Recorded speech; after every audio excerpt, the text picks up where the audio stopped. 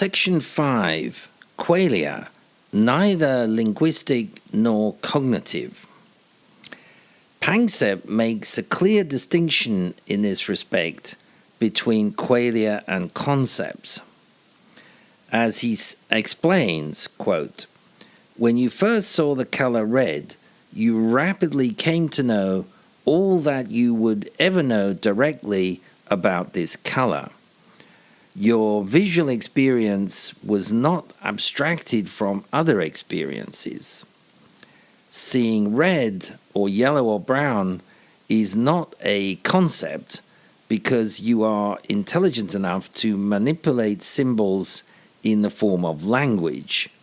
You can use words like red, scarlet, crimson, and ruby to differentiate and label nuanced differences in your experiences. But the raw phenomenal experience of seeing red does not require intelligence. So words like chair represent intelligent concepts, while other words like red represent primary experiences that require no intelligence, except, of course, if you wish to label the experience." End quote. Panksepp goes on to argue that a concept is an abstraction, usually gleaned from a multiplicity of experiences. He uses the example of a chair, quote, "The first time that you ever saw a chair, you might not have known what it was, because you certainly did not yet have a concept that it was a good place to rest. You had to learn that every individual chair is a constituent member of the broader group, leading you to conceptualize what a chair is."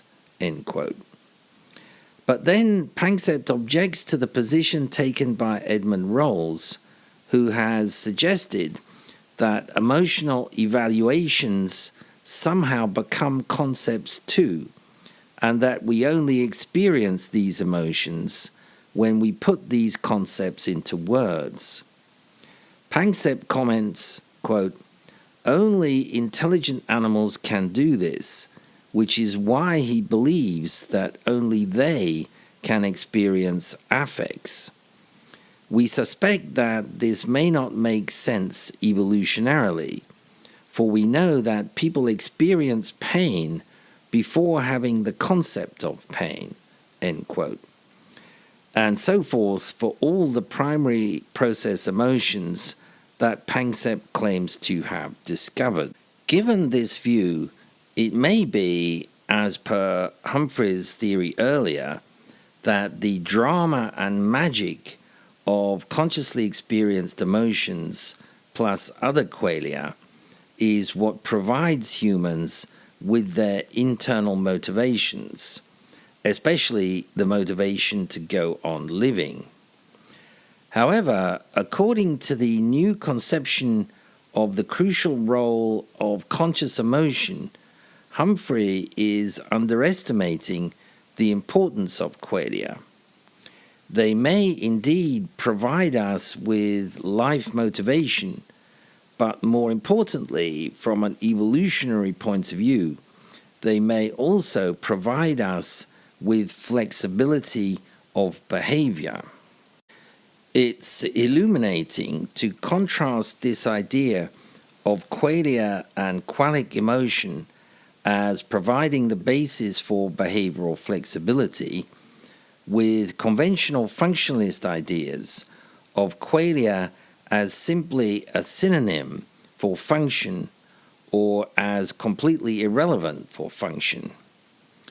Gray produces a whole list of human behavioral functions: breathing, walking, riding a bicycle, hitting a tennis ball, withdrawing your finger from a hot surface, producing a sentence, comprehending sentences spoken by others, reading a page of prose, generating thoughts. He then insists that, quote, "These processes of action are all discharged without the aid of qualia. To be sure, they are accompanied by qualia, but these do not directly reflect the process of action. Qualia appear rather to reflect the consequences of, or triggers to action. You feel or hear or see your chest heaving as a result of your breathing, the wobble of the bicycle you ride, the pain due to the contact with the hot surface from which your finger retracts, the sounds of the words you utter, read, or think." End quote. To recapitulate, Gray concludes that, quote, "We become conscious of events only after we have had time to respond to them behaviorally, and often have already done so. This rule applies even to one's own volitions, as Libet's famous experiments show. The brain decides, and then we become aware of its decision. This pattern severely restricts the range of possible uses to which qualia might be put.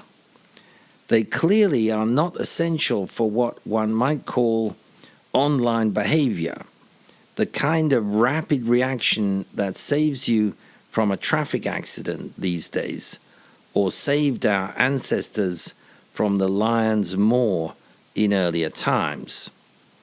From the evolutionary point of view, that rules out a great deal of behavior that contributes rather directly to survival." End quote.